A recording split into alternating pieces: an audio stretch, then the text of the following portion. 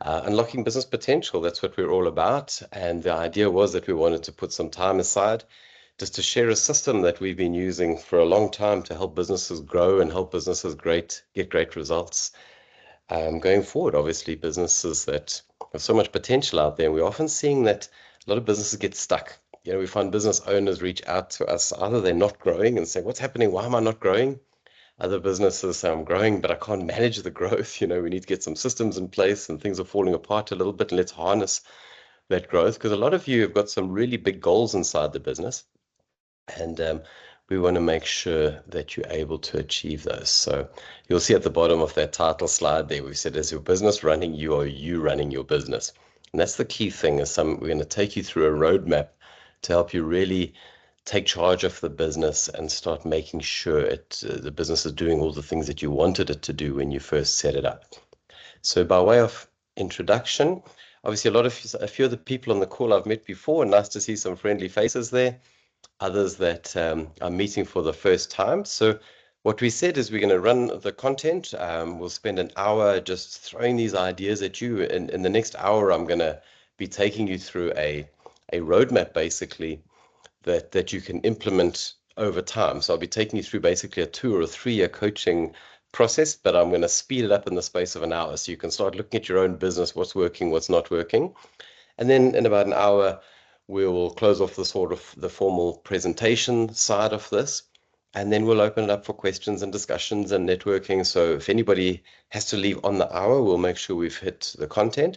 But if anybody else wants to hang around, we'll keep the call open for another 15, 20 minutes to discuss the ideas. So take notes. If there's any questions, if there's any parts of it you want to do a deeper dive into, we'll do that. And also a nice opportunity to connect with other business owners. So I'll be following the chat as we go. But just to keep us going as a process, just put your name and your company name inside there. Welcome to put in your company website or your LinkedIn profile so we can connect separately if we aren't connected. But put inside there, what is how long have you been around in business? And importantly, I'd like to know, what is your plan? When do you plan to exit the business? And then what does exit look like? Do you want to sell the business? Do you want to hand the business over to your kids? Do you want to sell the business to your staff? Do you want to keep the business and have a manager run it while you do other things? Do you plan to scale the business, franchise the business, open in other territories? Do you plan to list it on the stock exchange? Whatever those goals are in the business, let me know, because that'll guide our discussion as we go forward there. But a nice opportunity for all of you on the call to keep track on that in the chat as well. You might want to connect with one another and have some separate discussions as we go. So a quick introduction for anybody that I haven't met before. ActionCOACH ourselves, it's a business that's been going 32 years now. We're in 82 countries around the world, and a business I've been so delighted to be a part of for the last 16 years. We're growing. We're trying to put coaches in as many territories as possible. And you'll see there a key part of the business, and one of the reasons I fell in love with this business when I discovered it 16 years ago, is our global vision, world abundance through business re-education. Brad Sugars, who founded the company 32 years ago, this was a vision statement that he set for the business. We believe in abundance. We believe that every business should be growing, every business should be achieving, because as businesses grow, what happens is they create jobs. The more jobs we create, more families have breadwinners. We teach more people how to do business, and we just make that pie bigger and bigger for all people. But how do we achieve abundance? Through business re-education. We find there's a lot of business owners out there, and most of the business owners that we coach are highly skilled at their core business, at whatever it is that they do, but very often haven't learned the skills of how to run a business, because that's actually a separate trade. You can be the best plumber in the world, but doesn't mean that you know how to run a plumbing business. And that's where we come in. It's about business re-education. So it's not about going back to school or anything like that, but it's about learning new things. So we get our clients together for physical workshops, for online workshops like this. We get our clients reading books, watching videos, listening to podcasts, and obviously in coaching sessions is teaching people different ways of doing things. And it's that when people suddenly learn a better way, it just opens up the taps and just incredible stuff happens, because there's a lovely saying, we don't know what we don't know. Often we think we doing our marketing the best way, or we think we've got a good way of recruitment, or we think we've got a great way of putting systems in place, until somebody shows you a better way and you go, wow, I've been doing it the hard way all this time. So that's our role, is re-educating on better ways to do business. And we're seeing the contribution over, and there's lots of businesses like us that are focusing on abundance, but we want every business in the world to be successful. And that's our role as part of that. For those that I haven't met, so my name is Trevor Clark. I'm a certified business and executive coach with ActionCOACH. I've been in the franchise for 16 years. I was running a company in the Middle East for 9 or 10 years, and came back in the end of 2009 to help launch the franchise here in South Africa, and having an absolute blast doing it. You know, we help business owners make more money. We help businesses get their time back, and have a lot of fun doing it. Celindila is on the call. Some of you have met Slee. She's it keeps the wheels running here. So if there's anything you need, there she's waving there. Thanks, Slee. If there's anything you need, send her a direct message, drop her an email. She keeps everything happening, and she'll help take care of you if there's any tools or things that you need that come out of this session. But yeah, that's what we do. We help businesses become profitable and get businesses working better. So let's get stuck in. So let's call this the next hour a coaching session, right? And I'm going to be coaching you on the business. I'll be taking you through some thinking and some ideas. But as we go through the stuff, I want you to be, the questions I ask you, I want you to be looking at your own business and saying, can you answer those questions inside the business? And hopefully we're going to be identifying some areas for improvement, some areas of opportunity in the business. But I always like to remind people that, you know, the last thing I ever want to do is coach somebody who doesn't want to be coached. That's never fun for the person being coached. And trust me, it's not fun coaching somebody who doesn't want to be coached. So it's always permission-based. If you're willing to be coached, we've learned that not everybody is coachable. But just the reason I like to describe it, because some of you on the call, and maybe put that in the chat if you've been on a coaching program before, say yes or no. Have you worked with a coach, whether it's a business coach or an executive coach or a life coach? But I like to describe it, for those of you that haven't worked with a business coach before, it's like having a sports coach. You know, if you think of any top athletes and sports people around the world, can you picture one that doesn't actually have a coach or multiple coaches? So our job is obviously to coach people through new ideas, new knowledge, new systems, showing people, demonstrating different ways of doing business.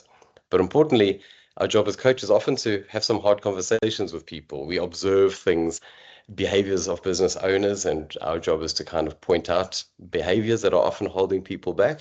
But importantly, we're also your accountability partner. One of the first things we do with every client, what are your goals? Help you get a plan in place to get there. But then our job is to hold you accountable to do it. And most human beings do not like accountability, right? So our job is, if you picture that sports coach, if the athlete wakes up in the morning and says, Coach, it's raining today, I don't feel like coming to training. Coach's job isn't to say, well, so sorry you're having a bad day, let me bring you a cup of tea. The coach's job is to say, hell with that, you put on your running shoes and you meet me at the track. And in fact, we're going to do a couple of 10 extra laps to keep you, because if the goals are there, we're going to push you to achieve them. So I'll be asking some questions. I'll be asking you to look at your own business. I'll be making a couple of statements of things I've observed that we've seen around the world with different business owners. Please don't be offended if I say something like, you probably do this. Maybe you do, maybe you don't. But if ever you do get offended, that means I might have touched a nerve. So maybe we've unlocked or opened an area that needs to be worked on. So typically, when people knock on our door wanting an extra pair of eyes or a second pair of eyes on their business, it's typically in one of these areas. Time, team, or money is usually where the challenges inside the business usually manifest there. So money, obviously, sales and profits, and that's an area we're great at helping businesses. I'll touch on how we do that. Other people are making plenty money. Profits are good, but the owner of the business is just working 12-hour days, 7 days a week. And often sometimes people come to us and say, hell, please help me free up some time. I get home in the dark, my kids don't recognize me, and my dog barks at me. So we need to start freeing up more time. We shouldn't have the situation where the owner is the first in every morning and the last out every night. We need to free up some time. And one of the ways of doing that is getting great systems in place.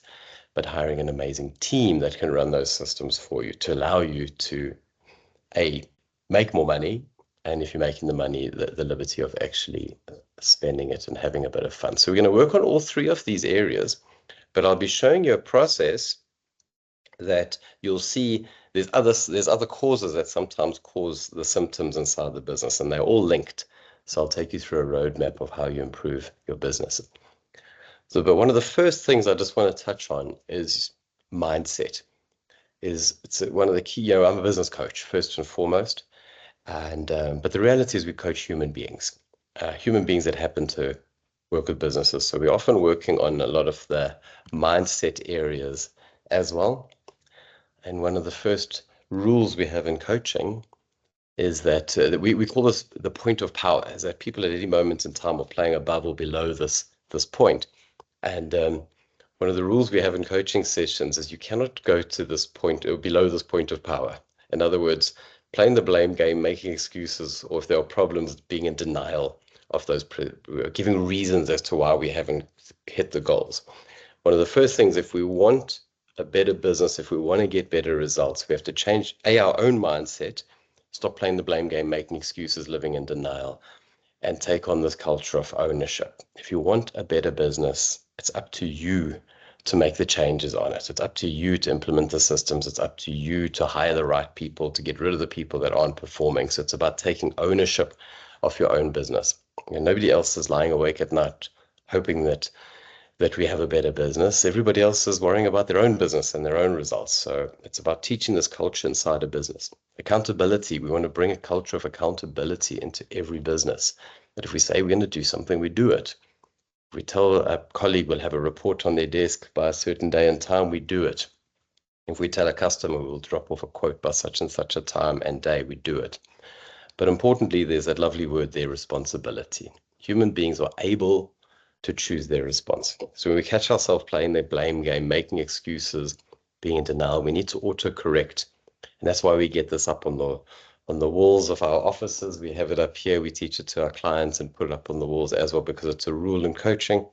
We're not going to build great businesses if we are in that sort of powerless state of playing the blame game, making excuses and denial. Importantly, I mentioned as well, I'll be throwing a lot of ideas at you, and some of the ideas you'll know already, some you'll have heard in different language. The idea behind it, you'll all agree, right, is when we're doing a session, listening to, if you're reading a book, listening to a workshop, listening to a podcast, you often get these little aha moments. There's that light bulb that goes off in your head.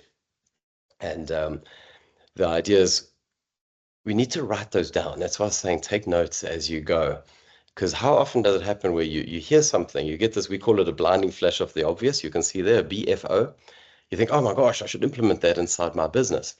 And we either write it down, we implement it, or what happens is we get back to the office and think, what was that idea? And we try to tell a colleague about it, and we've forgotten it as fast as we had it. So it's a blinding flash. It's usually something obvious. And the idea is, please write those down, because there's nothing worse than we have this great idea. The DJ on the radio is interviewing somebody. We think I should implement that in my business.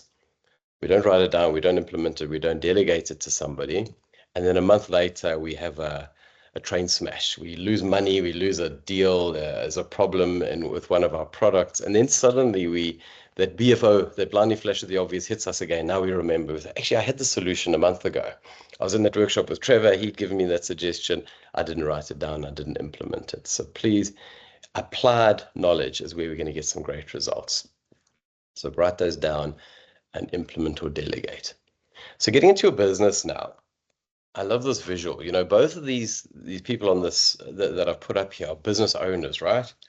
And if you look at this family on the bottom right, most entrepreneurs, business owners around the world started the business with a vision, something like this on the bottom right. I'm working for somebody else, but I'm underappreciated, underpaid. If I start my own business, I'm going to make a lot of money and I'm going to have this amazing life, right?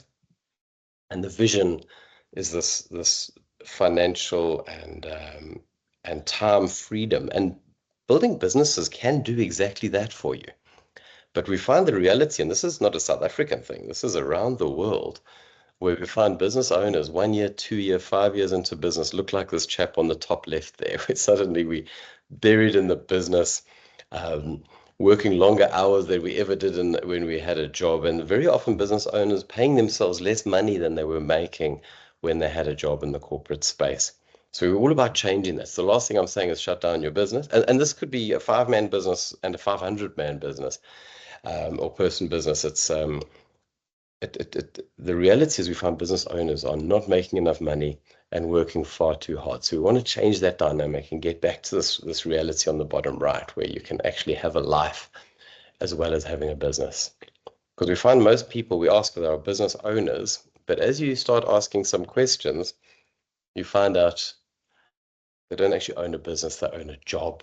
And you see what the acronym means. And the question to ask yourself is, if I had to just spontaneously, if I got a phone call from the radio and they said, I've won if you won a competition and you've won a five-day or a 10-day trip overseas, could you just drop everything, get on a plane and go on a holiday for 5 or 10 days and come back knowing that your business is still profitable, still efficient, your customers are still being taken good care of?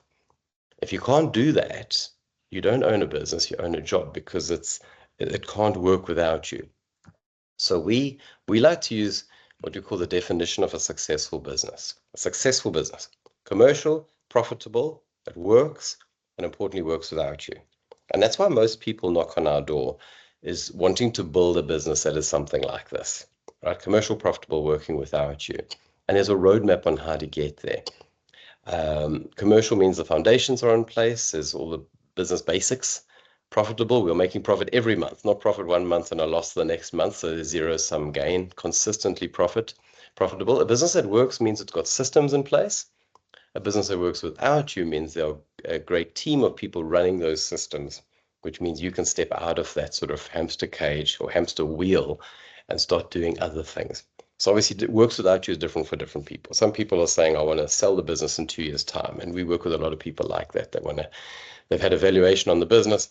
It's only worth 5 million Rand. They're saying, listen, I want to get this business worth 10 million Rand. Let's work on the next year or two to make that happen.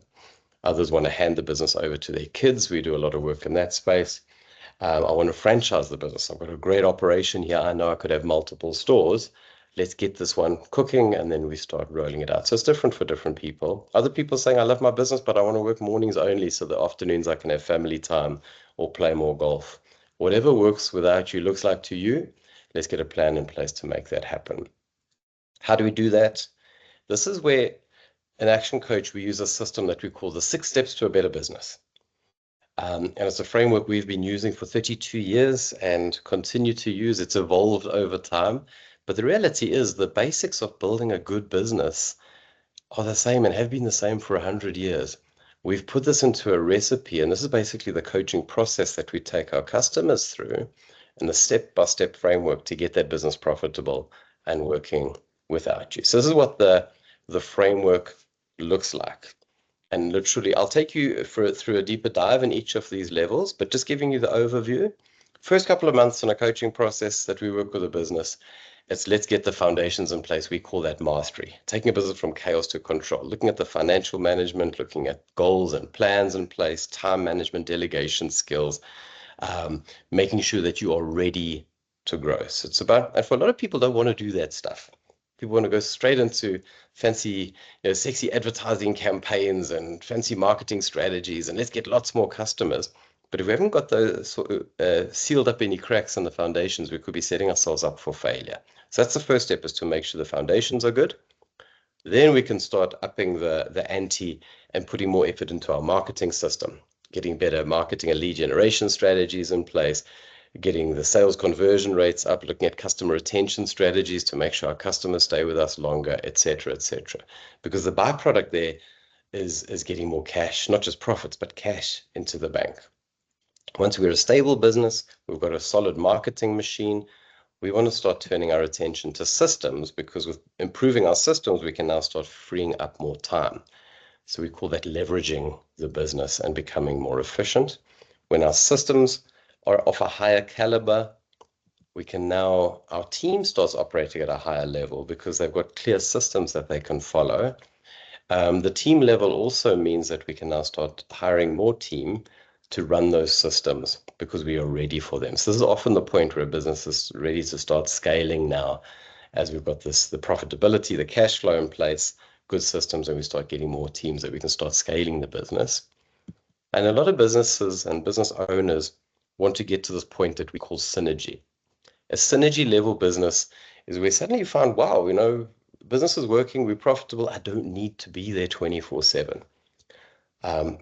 For me, the litmus test of a synergy level business is you wake up in the morning, you see the weather is good, and you message the staff and say, I'm hitting the beach today and I'm going surfing or taking my kids for a walk on the beach, or the weather's bad and you say you want to lie in bed and watch Netflix if that's your thing. And you can do that guilt-free because you know your customers are going to be well taken care of and your marketing machine is working. So synergy level business is often a point where the business owner might be hiring a general manager or ops manager to run the day-to-day business for them. So that's a synergy level business. And the sort of peak of this process of the 6-step framework is what we call a results level business, or freedom, we call it, where business is truly working without you. You can disappear for 3 months, go sailing in Croatia, and the staff don't even know you're gone because it is totally running without you. Not everybody wants to get their business to that level. Also, not everybody's willing to do the work and put the systems in place that allow you to get to that level. So all of you are at some level on this framework. Those of you, we find the newer businesses that we work with, we follow the system very, very closely. The more mature, bigger businesses, you're kind of working on all these areas at the same time. But what I'll do with you now is take you through a deeper dive in these where we can start seeing, are there any areas of opportunity that you could be looking at inside the business, and go from there. Slindile, the way I'm seeing my screen here is I'm not seeing the chat forum. So if there are any questions that pop up in the chat, do let me know. If anybody's got any questions, just unmute and shout. Sure. Awesome. And anybody on the call, the way we run the sessions is nice and informal. You're more than welcome if there's any question that you want to add in, just unmute yourself and ask it or put it in the chat. But as I mentioned, we'll be keeping the call open after the session, and we'll be doing a Q&A and discussion and going back into any of these slides that anybody wants to. So hang around after 10. I'll take you through the rest of the content now, and we'll hang around and have a good chat on these. So right now, it's about getting you the ideas.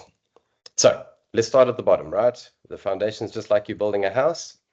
You start with the foundations. Let's make sure this is a commercial, real business. So 4 areas to focus on when you're looking at the foundations of your business: destination mastery, money mastery, time mastery, and what we call delivery mastery. So I'll drill down on each of these for you now. First step, destination mastery. You chat with any coach, whether it's a business coach, a life coach, an executive coach, a nutrition coach, a fitness coach. One of the first things they're going to ask you is, what are your goals? Do you want to win the World Cup, or do you want to just get a little bit faster? It's about your goals. You need to be real clear on that. And that's one of the first things we like to do with our clients is we do what we call an alignment process. We do a deep dive with people, a lot of Q&A, and getting clarity on what are your personal goals. If you haven't done that exercise yet, do it. Whether it's a dream chart, a bucket list, what are the big goals that you have personally, as well as your personal goals, as in wealth plan, life plan, etc. So importantly, you need to know where you're wanting to go. And then the alignment process also then starts to look at your business goals. What's your business vision? And then your business, what are your 5-year goals, your 3-year goals, your 1-year goals, your quarterly goals? We've got to get real clarity on where you're wanting to take the business, because then from there, we can build a plan that's going to get you there. But as your business, you need to decide where it's going. We will help you get there. One of the key things we do, not just the goals, but the vision statement, the vision of the business. What is that impact that that your company wants to make? I use a controversial figure at the moment, but Elon Musk, love him or hate him, he's always been very clear on what he's wanting to do. He's wanting to preserve the future of humankind, through renewable energy, as well as making to reduce the carbon footprint on the planet and greenhouse gases and all that sort of stuff. but he's also looking at turning human beings into a multi-planetary species with SpaceX and all these other things. There's a big goal there. It's not just about the product. It's about what's that impact you want to make. So have each of you worked out what is your personal vision as well as what is your company vision, and document it, get it up on the wall, talk about it regularly. So not just having vision and goals, also having a plan. Anybody that does scuba diving, you'll hear scuba divers all the time. They say, plan the dive, dive the plan. And that's just a mantra that you use all the time, because if you don't do that, people get hurt. People can get lost at sea. People can get the bends. People can get injured really badly. So what we see with a lot of businesses is one of the first questions I ask business owners that I meet is, do you have a clearly documented business plan that you refer to regularly? And probably less than, if I had to think of it now, probably less than 20%, maybe 30% or less of business owners actually have documented goals and a documented plan. And it's one of the key success areas is to get these goals and plans in place. So that's what we call destination mastery. And it's different for different people. Some of you would need a 20, 30, 40-page strategic plan. If you're looking at franchising and getting financing and things like that, and looking at getting funding inside your business, it's going to have to be a really detailed plan. But a lot of our newer clients, very often the plan is simply some of the quick win, like a bullet list, or some of the quick win strategies that are going to get results in the business really quickly. Whatever the goals, whatever the plan are, the point is that we have them and that we're working against it. So that's destination mastery.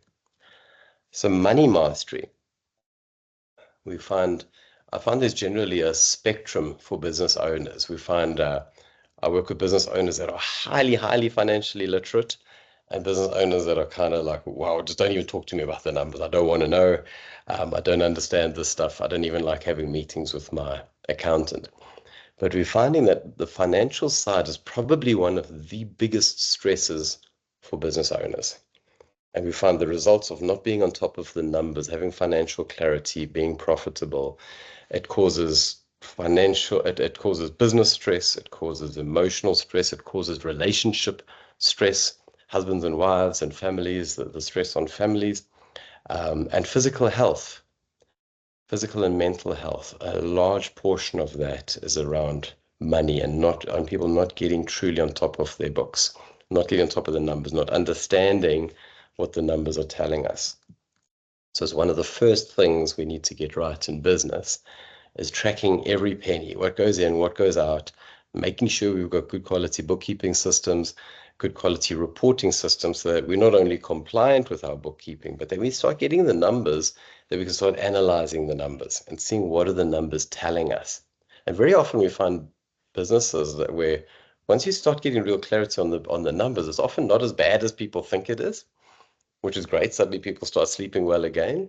Or sometimes it's even worse than people think it is. But the beauty is at least now we have clarity, we have a clear picture of where it's at, and we can put a plan in place to improve the numbers. But the idea is getting that physical clarity on the numbers. So it's one of the very key things to get right in a business. Because remember, businesses don't speak English. Businesses speak numbers. So we need to get those numbers out of the business, but also we need to get good at talking numbers ourselves. So even if there's anybody on the call that doesn't like numbers, is not wired for that stuff, that's fine. You don't have to become an accountant to run a business, but make sure you're surrounding yourself with people, have somebody in your corner that can help you these numbers, your coach, your accountant, your tax advisor. Let's get the right people that can be looking at those numbers with you and helping you understand that stuff, because we find a lot of businesses are so busy being busy, not even knowing if we're actually profitable or not. So let's make sure we're focusing on the right activities. So we obviously want to be looking backwards at our historical numbers. We want to be looking at our future numbers. We want to be looking at our key performance indicators. But importantly, those bottom 2 points, are we using fit for purpose bookkeeping and inventory software? So it's different. There's so many great softwares out there. Different ones suit different businesses. So making sure we've got the right one for our kind of business. And critically, do I have a good relationship with my accountant? One of the most important people in your business is your accountant, not just keeping you compliant and avoiding penalties with SARS and things like that, but just to look at the analysis and things like that. So A lot of what we do is sometimes serve as a translator between business owners and their accountant, and making sure that we get better conversations in that space, because these guys and girls can do amazing stuff in your business. So if you don't have an accountant serving you well, please, if it's a good accountant and you just have a relationship problem, I would suggest working on that relationship. If you don't have an accountant that's serving you well, let Lindelia and myself know. We've got some great accountants in our network that'll take amazing care of you, so do let us know. But typically, these are the three areas to get money mastery right: budgeting, reporting, and dashboards. For me, I like to describe it because we need all three of these areas. It's like driving a car. Right, the first thing when you're driving a car, most of your time, you're going to be looking through the windscreen, right, to see what's ahead. And that windscreen is that great big piece of glass ahead of you. And from there, you can look ahead, you can see the road, the condition of the road, or is there any obstacles in the way? You can see the weather ahead. Is it getting dark? Are there storm clouds brewing? Or is it a bright sunny day? And you can look and see if there's a petrol station in the distance, or sometimes you can see your destination. That's what budgeting is all about. We need to have a budget for our business, which is our financial budget, to say what are we expecting the coming 3 months to look like? What are we expecting the coming year to look like? So we have to have that first step to be looking ahead. We obviously also need to look backwards.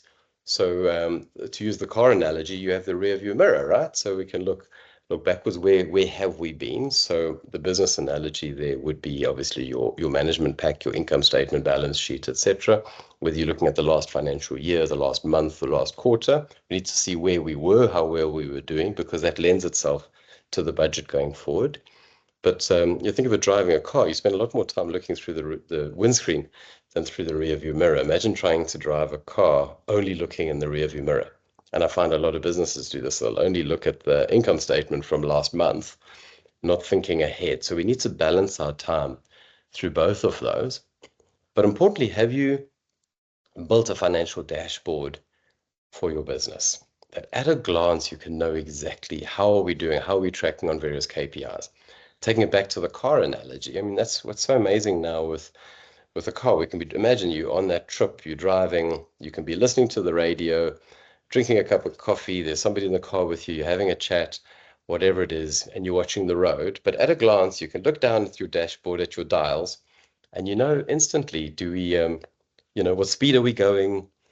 How much petrol is in the tank? Are there any warning lights in terms of temperatures or tire pressures or anything like that? That if we just at a glance, we can see that everything's in the green band or there's green lights everywhere. Absolutely fine. We can keep going. We can keep driving. But if at some point we see an amber or a red or a flashing light, we know we need to slow down. We need to possibly pull over, or possibly we need to get to the first available mechanic shop to fix the car. But at a glance, if everything is green, we know we are good to go. So we want to build all three of these inside your business, whether it's a manual system. Again, looking at software, there's some amazing reporting software out there now that can automate all of this stuff for you. But you can picture from that analogy I've given you how much easier it is to run a business if you can think of it as a car, having all three of these tools at your disposal. You might be the person creating the budgets, the reporting, the dashboards, or you might have internal or external team members preparing it for you. Regardless of who prepares it, the main point is that you've got time put aside and energy put aside to look at these reports and understand what's coming out of it. So whether it's simple budgets, like the one up on the screen, or some very complicated and complex ones we come up with. Another key area to look at in money mastery is your break-even point. When last did you calculate your actual break-even sales target? That point where your revenue intersects with total costs. Too often people think of their fixed expenses per month as their break-even point, forgetting that we've got cost of sales, we've got a profit margin. And we find when we do this exercise with a lot of businesses and help them recalculate their break-even target, and often the target people are chasing is a lot less than they should be chasing.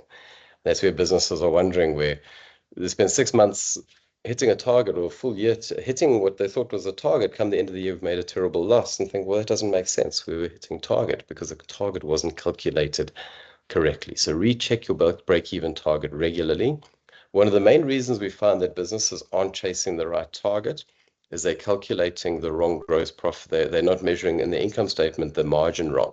And that's very often a bookkeeping issue where you sometimes are finding we diving into people's numbers and finding cost of sales are being put in as fixed expenses, and fixed expenses are being put in as cost of sales, which skews the margin either too high or too low. When you because obviously to work out your break-even target, you're going to take your fixed cost per month divided by your profit margin. Your gross margin will get you your sales target that you need for break-even.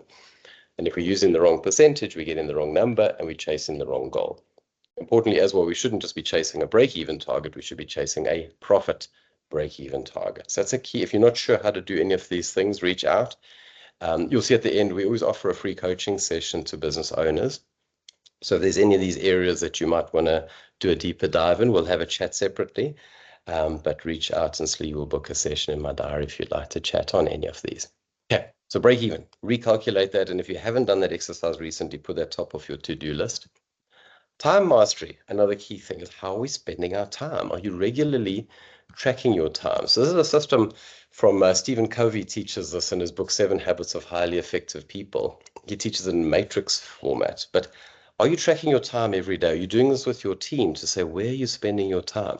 How often are people spending time doing things that are neither important nor urgent? That zone of distraction. How often are people at work? I mean, it's obvious, right? The zone of distraction, social media, those distractions are at us all the time. But, gossiping, talking nonsense, and prime sales time, for instance, if you're managing a sales team, are they making sales phone calls, sort of mid to late morning every day? Or they're cleaning out their email inbox or doing research to prepare for their sessions. Too often we're spending time doing the wrong stuff. Or we're doing stuff that's urgent but not important, because everything nowadays is urgent. Every knock on the door, every ringing telephone, every time your phone beeps or pings with a message, a notification, an email notification, everything sounds urgent because there's a sound or a heading with big bold letters and exclamation marks on the subject line. And we often are doing important things, but something else sounds urgent. We stop doing the important stuff. We start doing the urgent stuff. We need to know that there's always going to be urgent and important things happening every day. An important customer arrives for a surprise visit. A key member of staff doesn't turn up. When there's something that's important and urgent, we'll always find time to do it. But often what people aren't doing is finding time to work on the business, doing the important stuff long before it becomes urgent, putting plans in place regularly, reviewing the plan. Every 3 months, we get our clients together to update their goals, update their plans every 3 months. Are you putting time aside to do marketing, regular strategic marketing strategies? We find what a lot of businesses do is when they have a slump, they suddenly go, oh my gosh, I better do some marketing. And now suddenly we ramp up the marketing activity. Yes, the sales pick up, but it takes 2 to 3 months.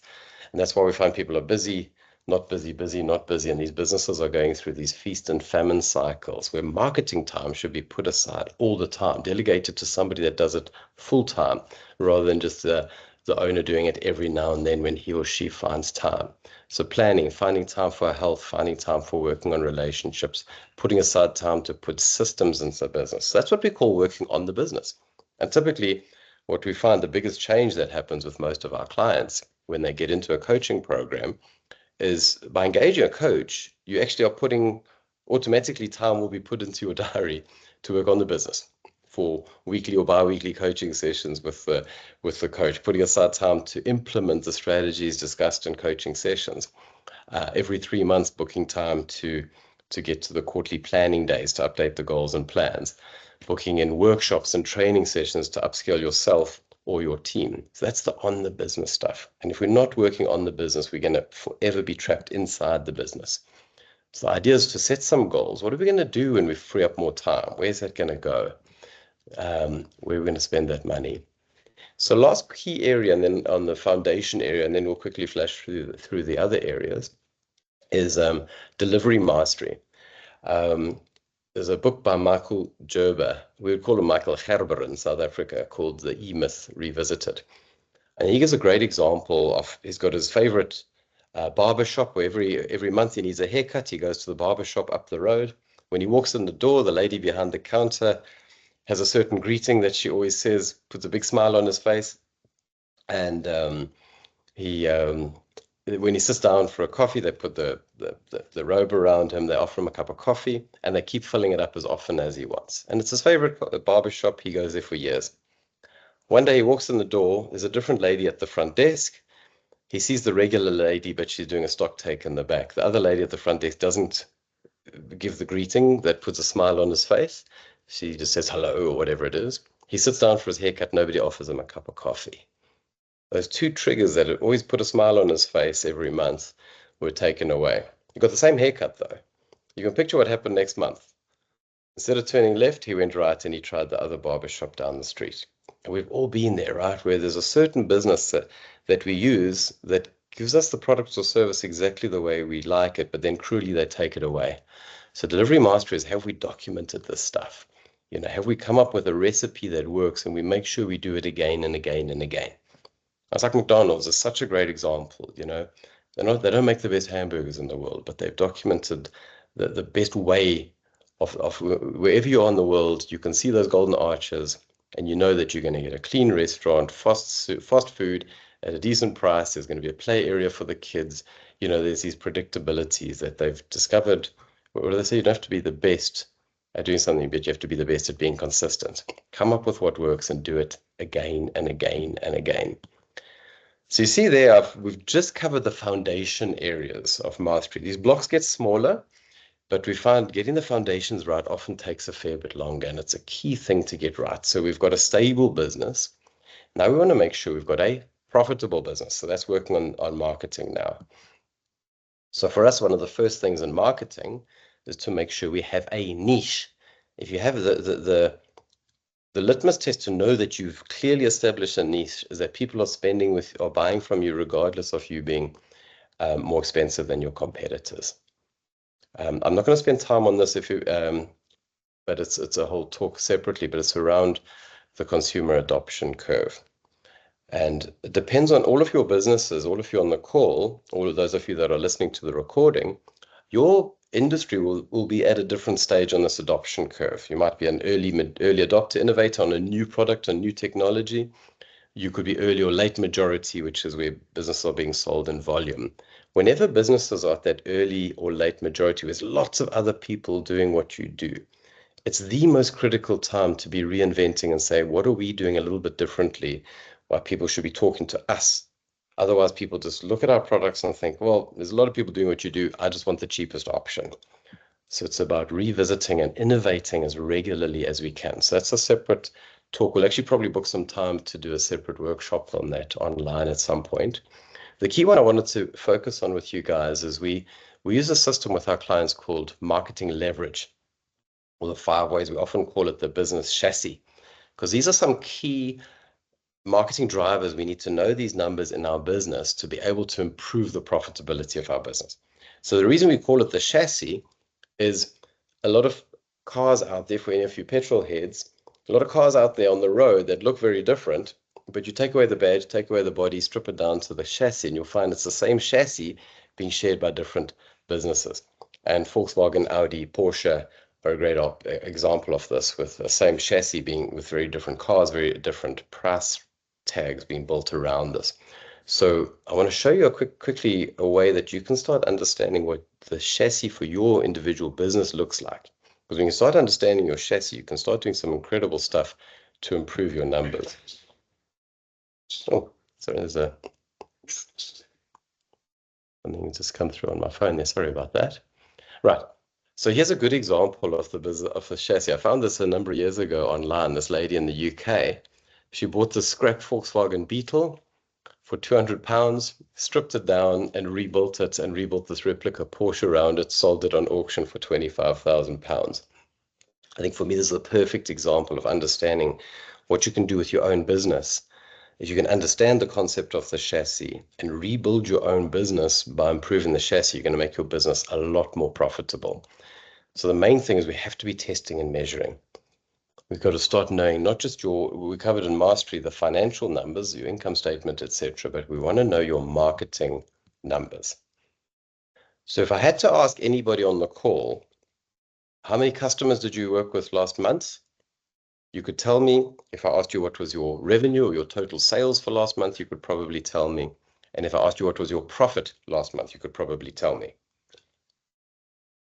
And in fact, if you couldn't tell me, you could probably go to your bookkeeping software, you could answer those questions, or you could phone your accountant, your sales manager, you'd be able to give me those numbers. But you'll see all of those areas are results. We want to know why you got those results. And if I had to ask people, would you know? Most people don't. So here's where we use a system that we call the 5 ways. So you'll see there I mentioned customers, revenue, profit. Those are results that all come after the equal sign. And most businesses are tracking those numbers. We want to get you to start tracking the 5 numbers, the 5 metrics or the 5 KPIs in blue. So the first step, if you're not doing it yet, we need to be counting every month how many leads did you get, how many inquiries, how many human beings reached out and asked for a quote, walked into your store, clicked a button on your website, whatever it might be. So leads are human beings. So here's a fictitious example, a dummy company. I'm just going to take you through just to demonstrate this, and you can see how you can apply this thinking into your own business. So last month, 4,000 inquiries. They know they had 1,000 customers because so they can divide this out now. 1,000 divided by 4,000 times 100. Now we know their conversion rate. So this is critical with a business because by knowing these numbers, 4,000 number of leads tells us how good you're at marketing and advertising. Conversion rate tells us how good you're at sales. You find very often some businesses are great at marketing, poor at conversion rate. Other businesses have an amazing conversion rate, but are poor at advertising. This lets us know where to focus. So last month you had 1,000 customers. Average number of transactions was 2. So some people came once, some people came 3 or 4 times to our store, or 3 or 4 invoices that month. The average per customer last month was 2. And the average spend was 100 Rand. So this could be a little coffee shop maybe. Some people spent 50 Rand, some people spent 200 Rand. Last month's average invoice value was 100. If we multiply this out, now we know why our revenue was 200,000 Rand. How much of that did we get to keep? So 75% went to our suppliers, to rent, to salary, all that stuff, and we were left with 50,000 Rand. Now, obviously, you could break this down further. Profit margins could be gross margins and then drop down to net profit. And there's a tool that we use with our clients to track this where it actually does break down gross profit and net profit. But just to illustrate it, I find it simpler to look just at margins overall. So we start tracking these numbers. We find a lot of businesses, these numbers start improving just by measuring them. You find already by giving it attention, you start understanding your business. Once we're tracking the numbers, we as your coaches will be pushing you to start putting in plans in place to say what strategies are you going to be putting in place to improve each of those numbers. And we'll be teaching you 73 strategies to get more leads. We'll be teaching you 84 strategies to improve your conversion rate, etc., etc. Some are simple strategies, some are complex, some are easy to implement, some aren't, some are expensive, some strategies cost no money at all, but you're going to be learning these strategies and implementing over time. So here's the incentive. We like to say to people, so imagine this is your business, making 50,000 Rand profit per month. As I say, you could add on zeros, minus zeros, depending on the nature of your business. The mathematics apply. We like to keep it simple numbers just to illustrate the point. So imagine over the next 6 months, we start putting in some strategies to get more leads, getting more active on social media, hire a telemarketing person, book an advert on the radio, a local radio station, brand your vehicles, start going to more in networking events, whatever's appropriate. 10% more leads is generally manageable. You don't want to double leads. If you're already working too hard, doubling leads is just going to burn you out and you won't get to all of them, but 10% is manageable. But at the same time, we want to put strategies in place to improve your conversion rate. Putting a guarantee system in place, improving your rebranding of the business, better quality websites, LinkedIn pages, etc., branding your stores better, doing sales training with your team, teaching your team how to use scripts. There's tons of things you can do to improve your conversion rate. But you see the power starts to demonstrate itself here. 10% in those improvement in those 2 areas gets you 21% uplift in your number of customers because of compounding interest. At the same time, we want to put strategies in place to get your customers coming back more often. Do you have are you keeping a database of all your customers? Are you reaching out to your database regularly, whether it's a monthly newsletter, whatever it might be? Are you using social channels, WhatsApp? Are you doing events? Do you have a birthday reminder system? What are you using to get your customers coming back more often? And what are you doing to get your customers to spend a little bit more every time? What are you doing to improve your average rand sale? So you can see here, we're just looking for a 10% improvement.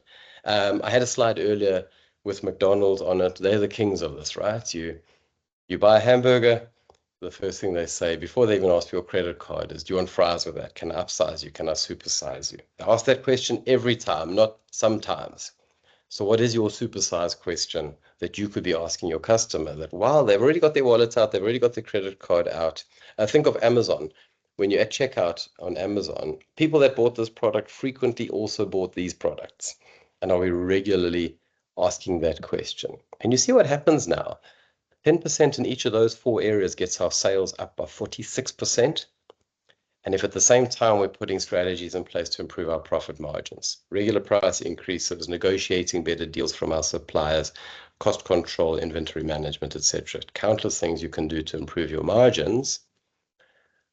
And those 10% in those 5 areas gets us a 61% uplift in our profitability.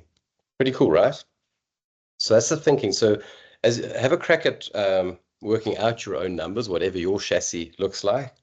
But 10% in whatever your current numbers are, 10% in each of those numbers will give you a 46% boost in revenue and a 61% in margins. There's a key one for us, obviously, when we're coaching businesses, because there's a financial investment in coaching. We push that we want to find our fee as quickly as possible. We want to help businesses become a lot more profitable. So businesses that we're working on with marketing is very often pushing in these areas. So work out your numbers. If you're stuck on that, book some time with me. But also set some goals on where you're going to spend that money. You know, it's always nice to have goals to be chasing against. Is it travel goals? Is it material things, etc.? And here's some of the strategies around lead generation, some of the strategies that you can use on conversion rates, strategies to get your customers coming back more often, etc., etc. So we'll be taking you through these if you're stuck. But this slide is just for fun. I showed you what happens if you do a 10% in each of these areas. Look what happens if you double each of those areas. Takes a 50,000 Rand profit business to a 1.6 million. Now, mathematics does not lie. Now, this is for fun. I've never seen a business double all areas. We've worked with businesses that have doubled isolated areas, but obviously it depends where you're at. You know, if you already have a 90% conversion rate, you're not going to double a 90% conversion rate. So what's possible in your business, in your industry, etc. But it's about being mindful on your business and knowing exactly where you should be focusing and setting targets in each of these areas, and then the strategies that you're going to implement to make that happen. And I think this quote of old Warren Buffett puts it so well. You don't need extraordinary things to get extraordinary results.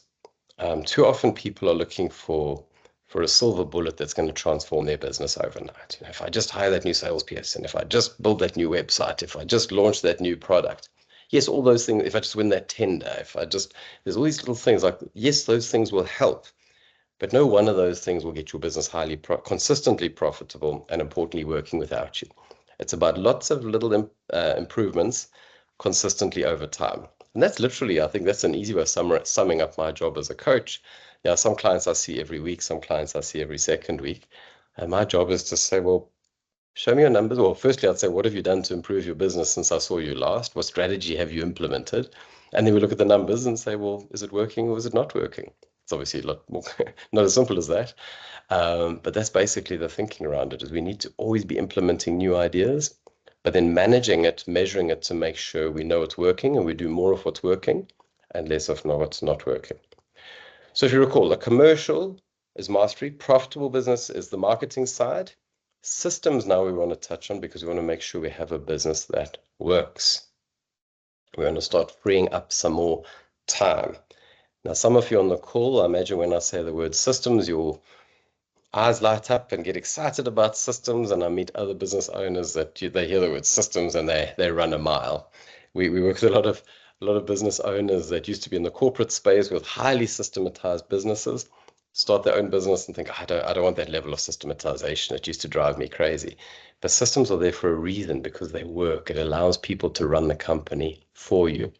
So here's a process that we coach businesses through. And think about this: if your business is at that point that you're already stable, you're highly profitable already, you want to start getting that space that you want to get ready to scale now, or you want to start freeing up some time. These are the 9 steps that we take businesses through. First 3 steps, document your vision, your mission, and your culture or your values statement. And we coach people through that process on finding meaningful visions that work. What's that big, hairy, audacious goal that this business is chasing? Then we want to make sure we're smart goals. We want to have our 10-year goals in place, our 5-year goals, our 1-year goals, our quarterly goals, clear goals for everybody on the business, and everybody knows where we're at. Based on the goals, we can say, well, who do we need and what seats to achieve those goals? So it's updating your organization chart. Most business owners I meet, I say, have you got an organization chart? Very few do. And the ones that do, they say, oh, yes, we did it about 4 years ago when we did ISO certification or something like that. And we fish out this organization chart, and half the people on that chart don't even work in the company anymore. We need to be updating it regularly. What's our current organization chart?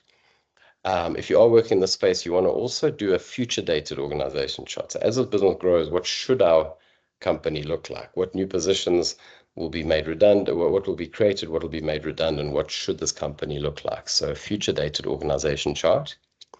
The next step is for every position on your organization chart is to make sure you've got a job description, or we use the word position contract in Action Coach, saying exactly what does each of those people have to do when they're sitting in that position.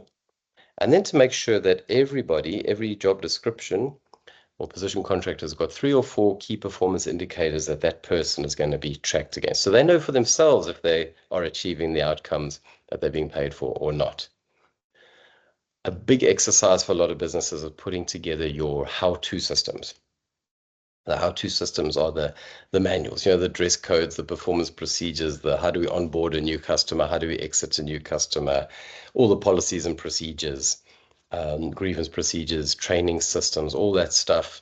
It might be training videos that you use with your team. It might be checklists. There's some amazing software that does this now. We can say, so when people join our business, say, I don't care how you did it in your previous company. When you have our logo on your shirt, when you're under our roof, this is our way of doing things. Because when you have those how-to systems, people can follow the systems without phoning you, the boss, all the time to say, how do we do it? And management systems is where do people find all this stuff?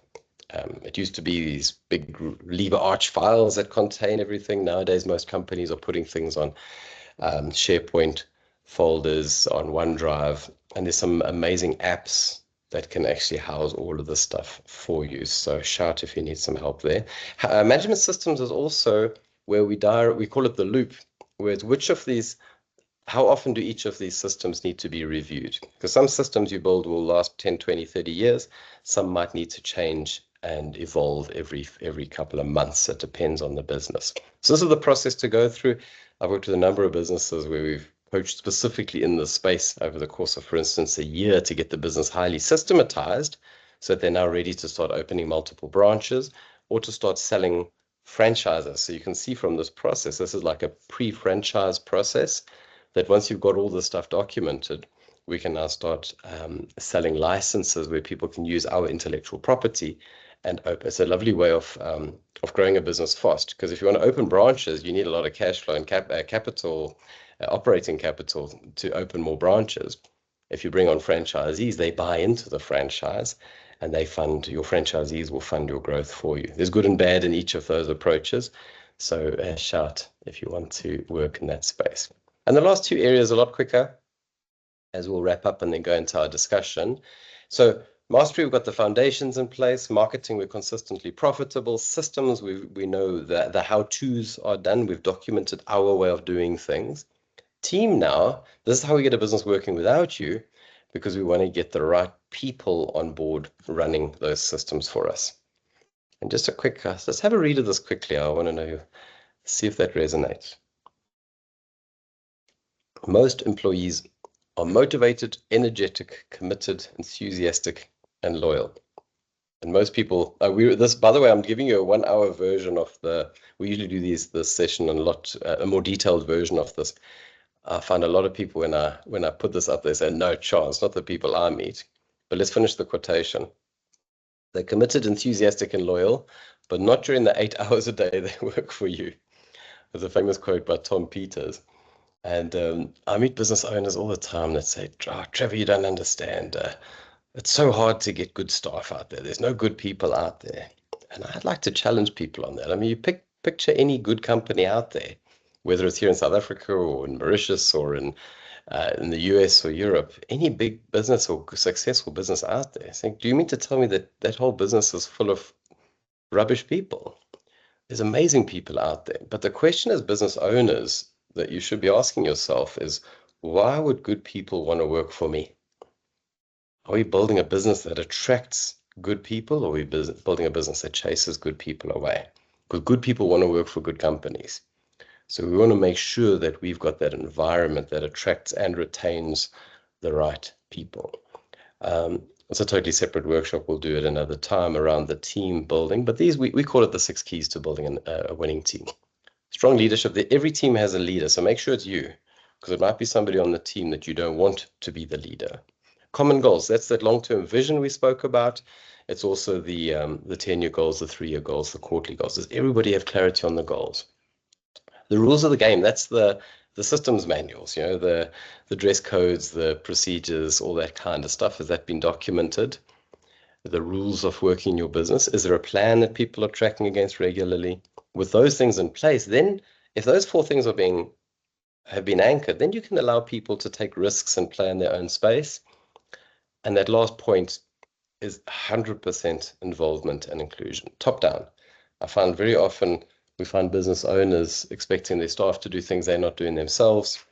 There's often, we've all worked on teams where there's that poisonous apple, that negative person where, somebody comes with a new idea and there's that person that says, oh, it'll never work in this place. What are we doing to either fix or to exit those negative people on the team? Because that's the ones that drive the good. That's just that sort of behavior is what drives your good team members to resign and join other companies.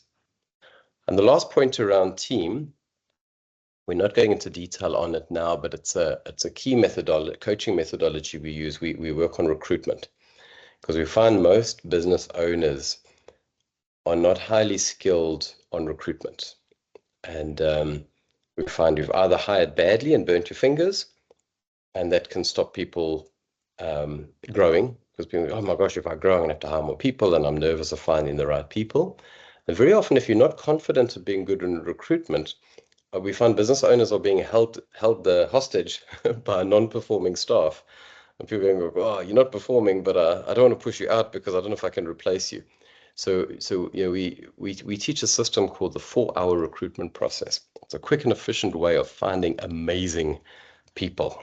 And if anybody is recruiting and wants to know a bit more about that, please book a session with me. Don't go a step further until we discuss this, because it's once you learn the system, it's just phenomenal on what it does in terms of your confidence on being able to get good people, which means you can grow with confidence, and also you can put pressure on your existing people, knowing that if they leave, you can find better people even faster.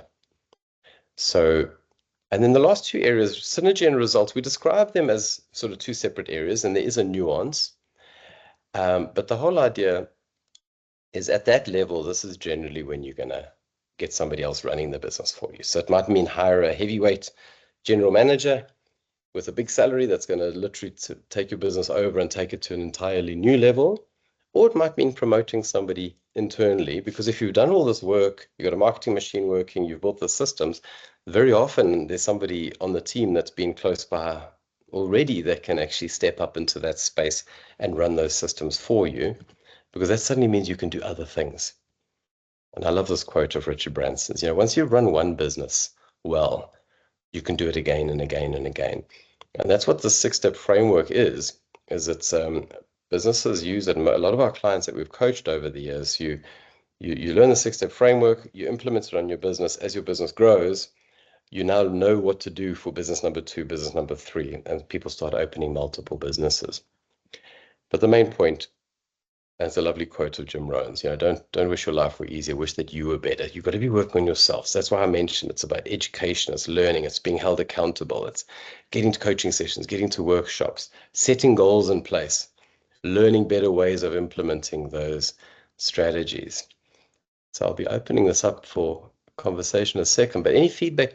I know a couple of you had to go And a couple of you are hanging around to chat. But drop in the comments because it'll just guide us as I stop sharing on side. There any feedback that's jumped out? Things I'd love to know which of these points that really jumped out in terms of where are you at? Should you be focusing on which of those areas? Is there one strategy or one BFO that jumped in to say that's where I really need to be focused? So any feedback, please put it in the chat, and we'll do a deeper dive in that. And I mentioned earlier, we don't go out and hard sell coaching. I always mention we only want to coach people that want to be coached. But here's a quick. This is my quick sales pitch. Is if you don't have a coach, look at it. Who's holding you accountable? Who's your mentor, your coach, your advisor? I mentioned the analogies between sports and business coaching. Picture any of not just the sports people I've got up on the screen, but picture any of your favorite teams, your favorite athletes. Picture any one of them that doesn't have not just one coach, but multiple coaches, but they didn't win the World Cup and get a coach the next day. You've been coached right up to that point. So consider sitting with somebody that's going to take you to another level. We offer a free coaching session to business owners. We do an 1.5-hour deep dive in your business. If you would like to take us up on that, let's Lindile know. And Slee, if you could put the link in the chat, there's a click link. There's a little an onboarding page that you can just go to, and it'll set up a meeting with me, and we'll do a free consult. But contact her directly. She'll set that up for you. So regardless if you think you want coaching or not, let's book a session. Get to know. I'd love to know more about your business. We might be people that could help you take your business to a new level, or we might know somebody that suits you better. So we'll sit down and see if the fit is there. But I've deliberately put this quote on the right-hand side of the page here. The biggest risk you can take is to do nothing. When you learn stuff like this, what are you implementing? What's going to go on your to-do list? And then reach out to somebody. Let's have a sit down and see if we can take your business to a new level.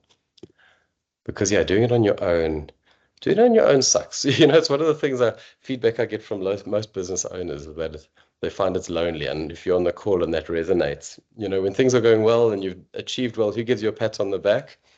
And when you're stuck and going through some tough stuff, who else do you talk to? Do you have the right people in your corner to chat to? So one of the things we do is we've got a community of business owners. So we don't just do the coaching, we get our clients together regularly, and it's a community of amazing, and some of you are on the call. I love the community of clients that we have where people are helping one another become successful. So get yourself into that community. If you want to know more, reach out to us. I'm going to stop sharing my screen now so we can have a chat for anybody that's hanging around. I'd love to get your feedback and meet the people that I haven't met already.